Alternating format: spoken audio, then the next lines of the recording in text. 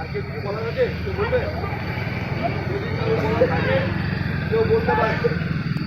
যদি কারো কিছু বলার থাকে তাহলে বলতে পারে।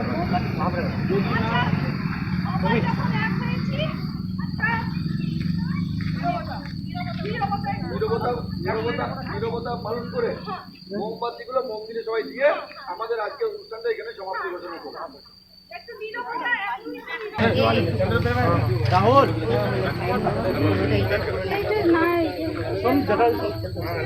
একটু পেছনে